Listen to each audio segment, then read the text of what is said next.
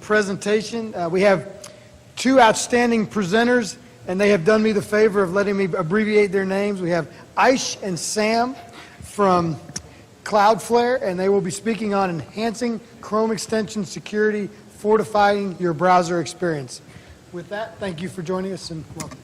Thank you. Thank you. Thank you very much for the introduction.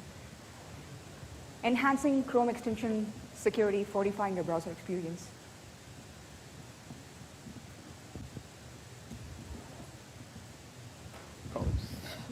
Hey everyone, this is Aishwarya and this is Sam. We work as security engineers at Cloudflare. And in the next 25 minutes, we're going to basically talk through some research we did in browser security. And we're going to basically cover a few things like what are some of the ways a malicious hacker can basically hack or get into your browser extension. So slightly touching the offensive side of things.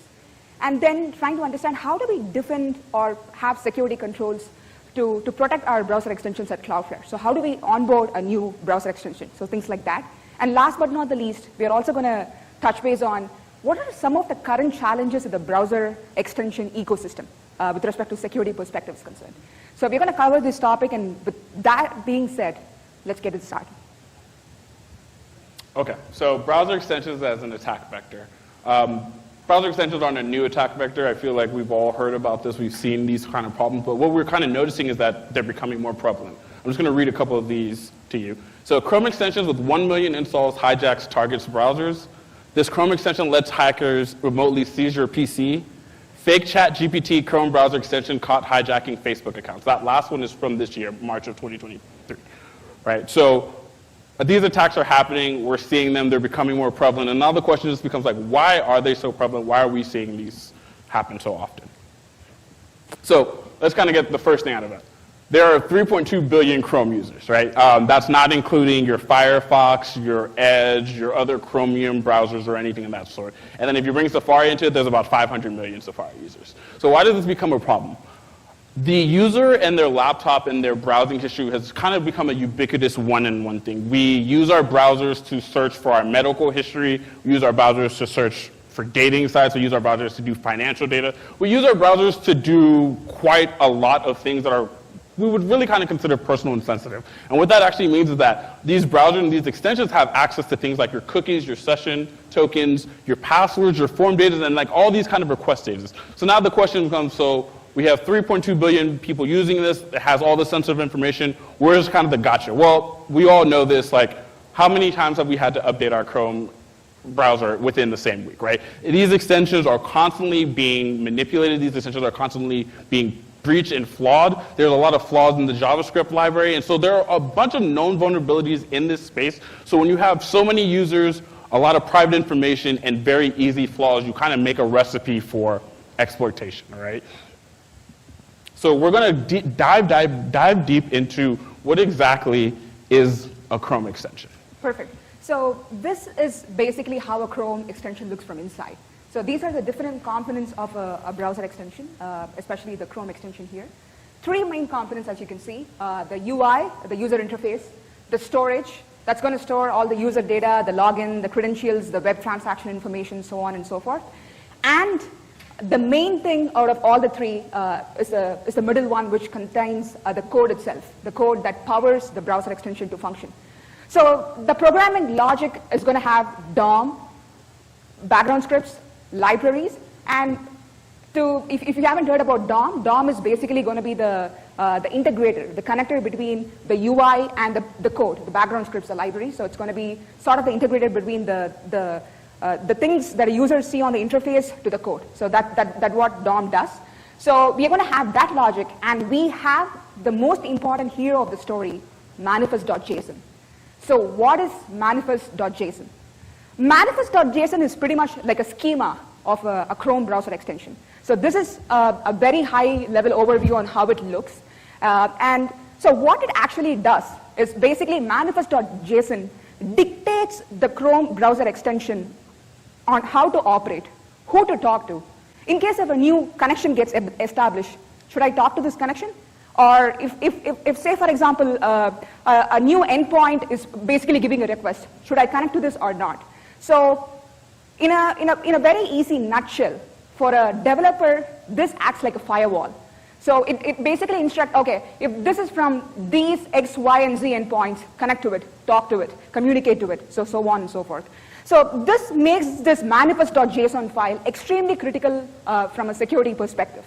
So as you can see here, the permission has like tab, storage, history, so on and so forth.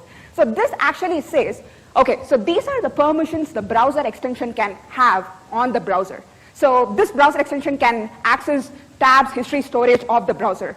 And same thing with the host permissions. So http example.com, meaning, okay, if I receive a communication from example.com, I can talk to this. Web accessible resources is going to contain all the static files that's going to be there. So if I wanted to say, for example, from a browser extension perspective, talk to an endpoint, fetch a static file, then it's all the links are going to be here. So only if the links are stated here, the browser extension is going to talk. If not, it's not going to talk. So essentially, manipulating manifest.json can actually manipulate the browser extension itself. So this makes this an extremely crucial element from a security perspective.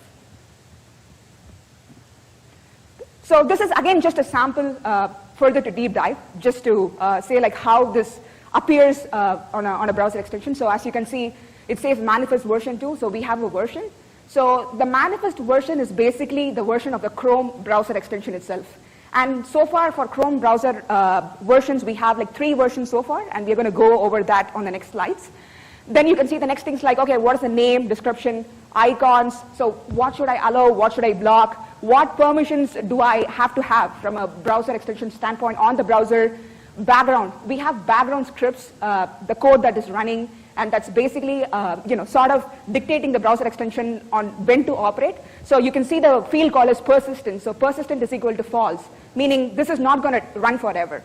Only if it goes to an endpoint, it's going to run. So that's kind of instructing that. And we have the browser action that's going to say, okay, if it's going to be this endpoint, allow, block, so on and so forth. So this is just an example that we wanted to show you, just to kind of give you an awareness on how this looks in real time.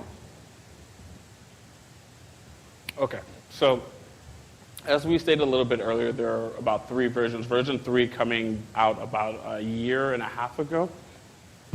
Excuse me. So generally in the extension ecosystem, it has matured and evolved over the years. Like I said, we see it in versionings. We're in version 3 right now, and we've had version 1 and 2 over the past 10 years. Each version tends to improve on the other, so it's kind of like a cyclical. V2 was created to solve problems that were found in V1. V3 was created to solve security problems that were found in V2. So each version tends to be either new security features or attempts to address issues that are found in previous ones. I'm going to give you an example. Since we're currently in this V2 to V3 phase, one of the big issues that V2 brought out was something called background scripts. Right? Background scripts essentially allowed for arbitrary code execution on a remote host unrelated to the extension or the host that's running the extension itself, right? So it allows me to talk to some other computer somewhere else, pull down some information without any checks or balances. We've seen how this goes. That's bad. It gets pwned. That's a known problem, right? Another thing that kind of brought out is the web request API. So in versions 1 and 2, they use something called the web request API, and version 3 introduces something called declarative net.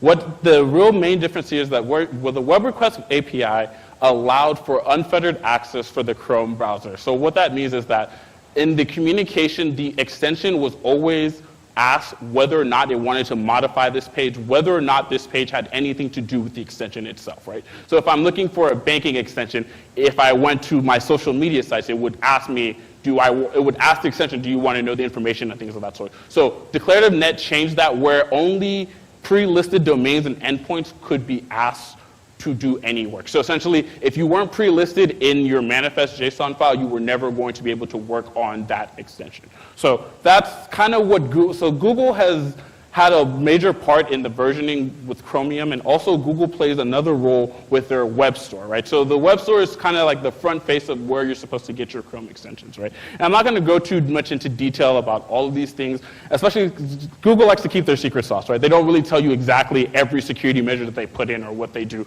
but we know a few things. So a few easy things like some basic permission checks. Essentially, Google asks developers when they're listing their permissions, do you need access to all of these permissions? There are things called continuous monitoring. Google constantly checks to see the code base, if there are any changes to the code base, if anything nefarious is happening. Google also has things like their safe browsing, their sandboxing, and also just their typical AI ML for behavior analysis. So Google tends to do a lot of different things to try to keep the web store safe, right? But as we know, malicious actors always find ways around that, and we're going to kind of detail some of those things we've seen. Perfect. So we saw like how Google is trying to protect, like they're doing whatever they can. But, like malicious actors, as always, they find a way to get in. So what are some of the most common ways to exploit extensions? Awesome. Site loading. So this is actually one of the simplest but the most common form of like exploitation from our research. So this is nothing but a user downloading or clicking a link, downloading the extension from a third party rather than the official web store itself. So say for example, rather than a user downloading it from a Chrome web store, which is the official thing for Google Chrome, if the user basically, like goes to a random web page and tries to click the link, download that information. So from an attacker standpoint, they constantly send all the malicious, fake, browser extension links in mediums like Telegram, WhatsApp, or maybe, host a web page and trying to make the, deceive the user to click the link, or maybe, use some other form like phishing or something like that. So this is one of the most common ways today on how browser extensions are kind of being exploited. Awesome. So if you're a developer, then talking to an endpoint, making your code talk to an endpoint to do some sort of a microservice, say for example a billing service or processing data, so on and so forth, it's going to be pretty common. It's something that we always do. And this slide actually talks about how a lot of developers uses already compromised endpoints to actually make a connection, thereby exploiting the browser extension and thereby exploiting the browser itself. So this is one of the most common ways again. So if you're a developer, please make sure that you use the right endpoint and don't get into something that looks fishy for doing some sort of a microservice. And this doesn't just stop here, to be honest. There are a lot of developer practices that developer needs to improve, starting from how they manage their secrets to, do we have like least privileges? Are we just asking for the permissions that is required for the browser extension to perform its functionality? Or are we just like randomly asking the browser for all the permissions?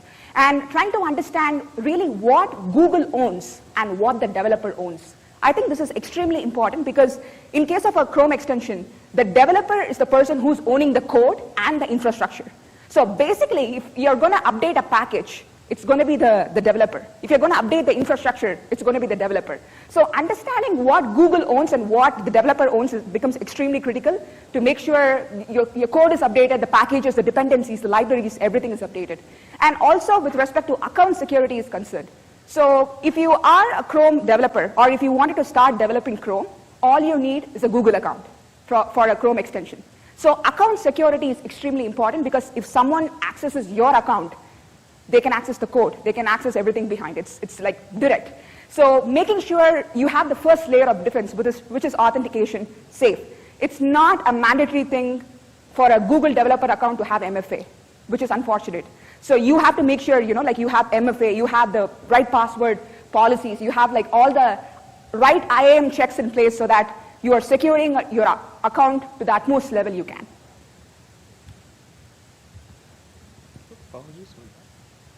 Okay, so I wanted to talk about another common exploit we're seeing is abusing permissions, right? So we have this concept of least privilege, right? But we actually don't really see this implemented in actual Chrome extensions. I'm going to sit here and just highlight three kind of abuses we tend to see. One big thing is host permissions, right? So we talked about this a little bit earlier. Host permissions allows you to determine which domains, endpoints, and which domains and endpoints that your extension will work on, right? So we've all kind of seen this */*, right? Where essentially it works on everything. I don't know if you guys have ever seen Grammarly. Grammarly tends to use something of this sort, right? So the extension is able to work on all web pages, or it'll it can do its thing on all web pages, right? So you got to ask yourself, is that what this extension is expected?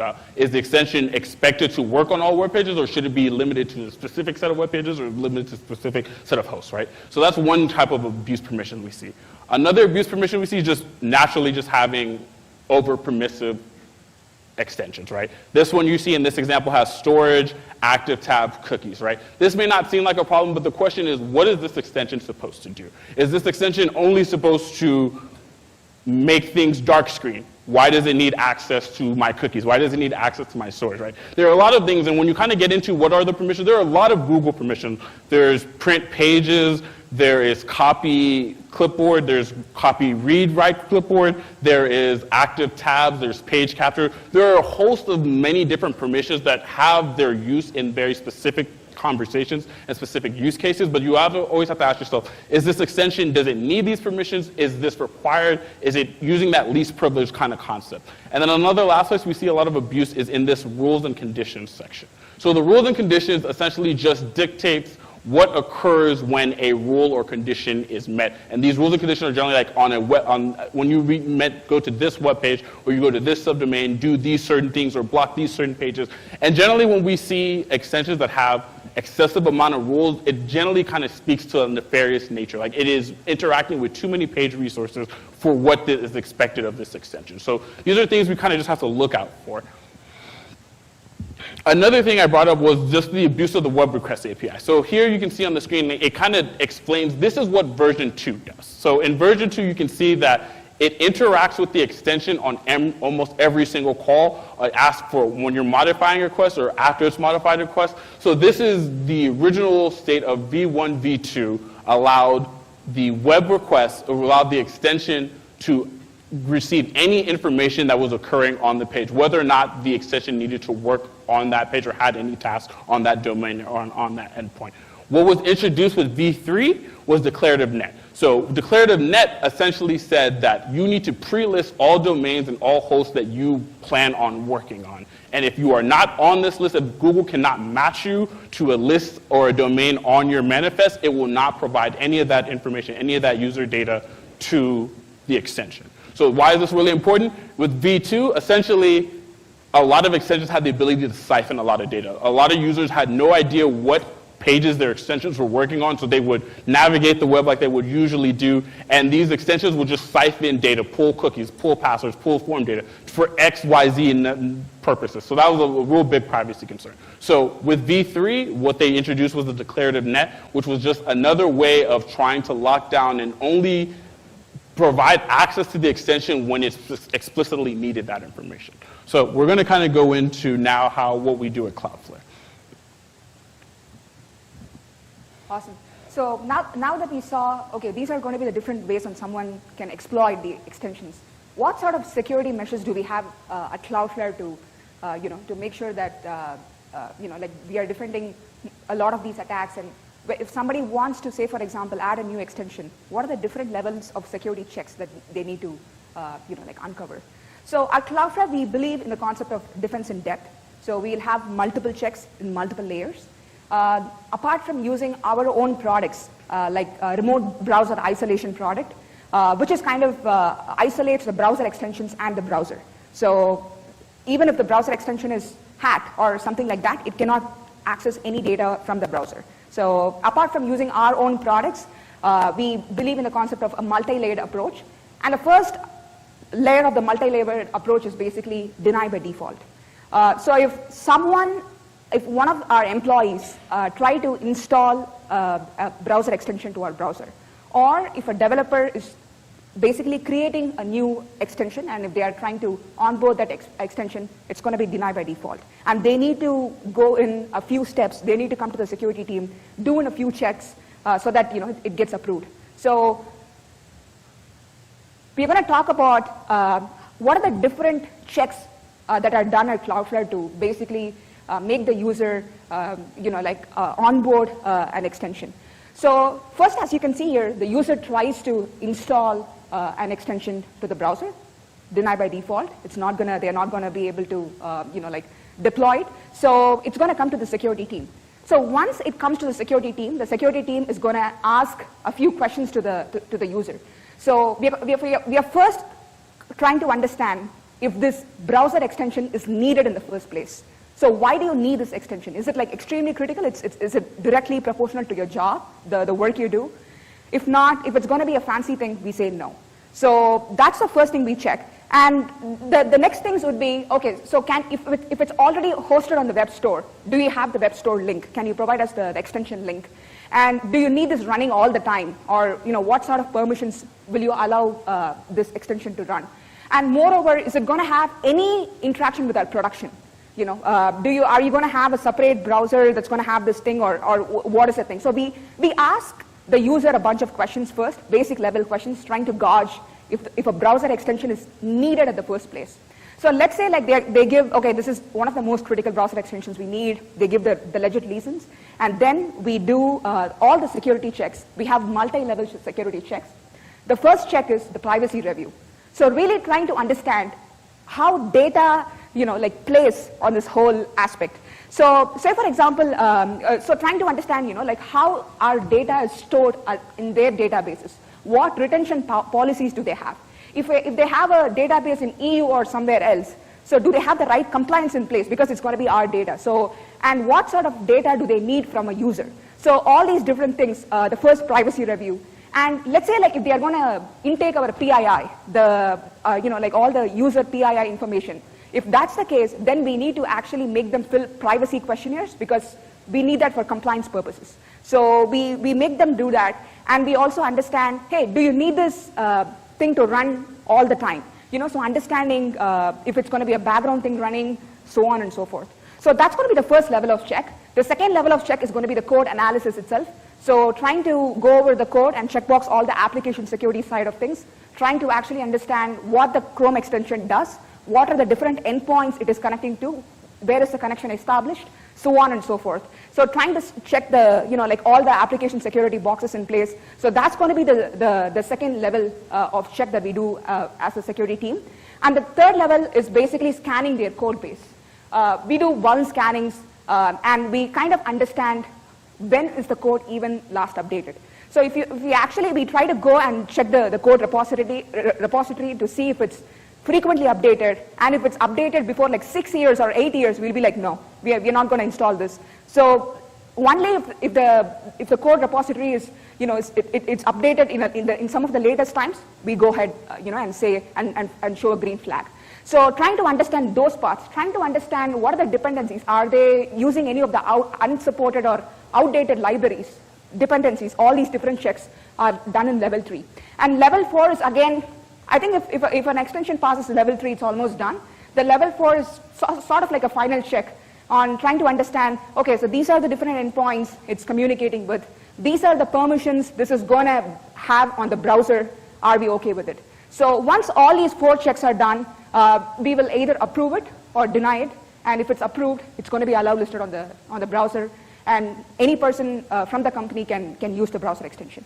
So these are the multiple level checks we do at Cloudflare to pretty much onboard every single extension that is being requested.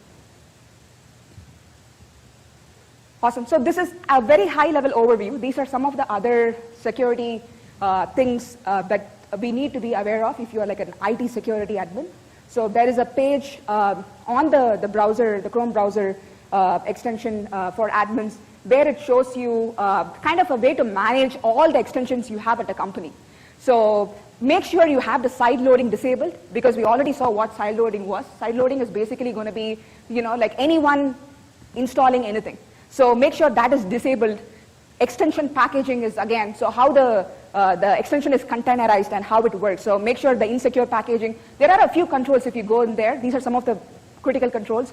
Make sure deny by default is, it's enabled, so that so that nobody can basically, when they try to install, it's going to be deny by default.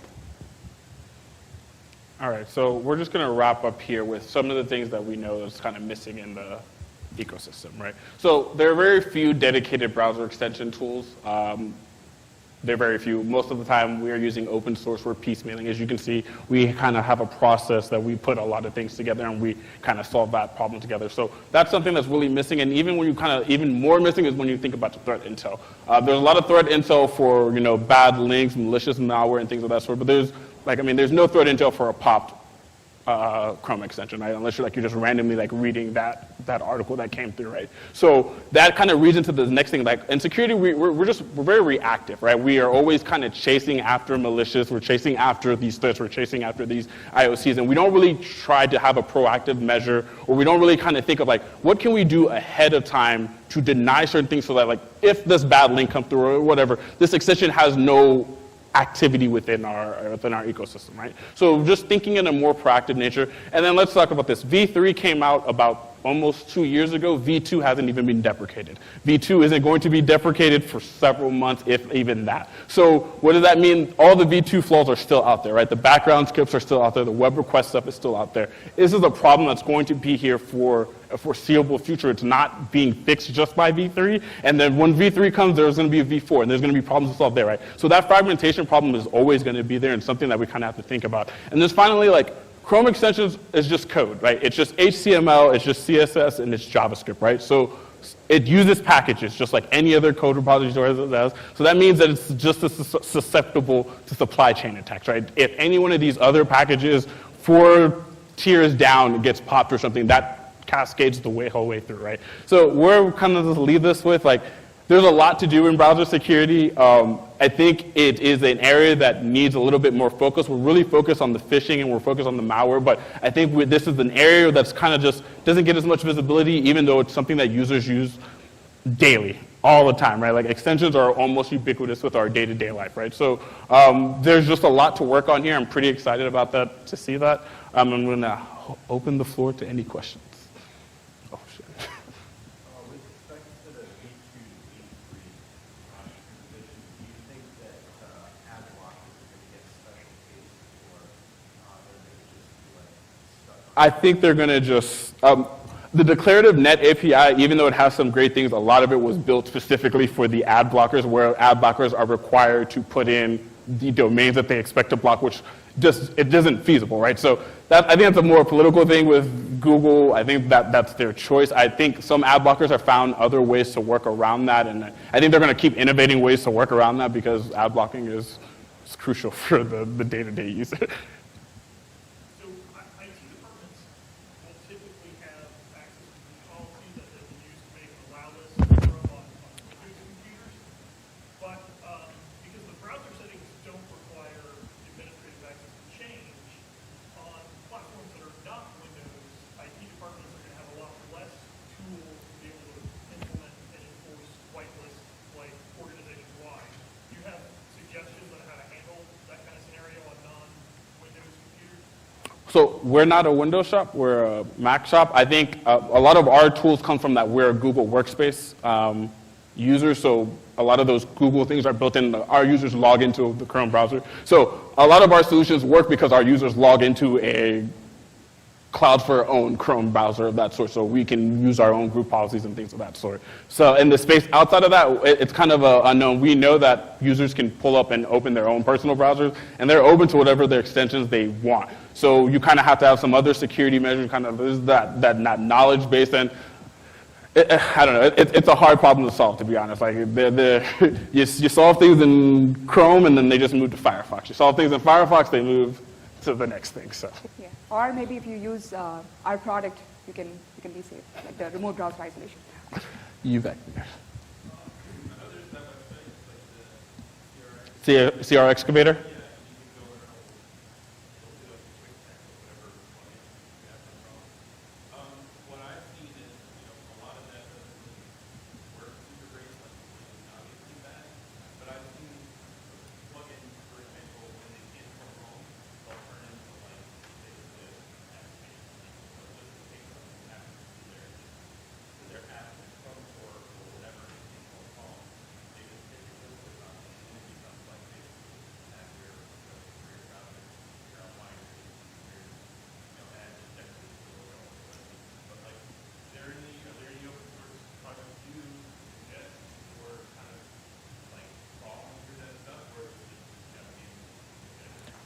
right now we've kind of gone with a manual approach. We'd love to see some tools and see some things out there. I think there's some things you kind of hear in small pockets, but like it hasn't gained traction. We haven't really tried it, so we kind of throw bodies at it.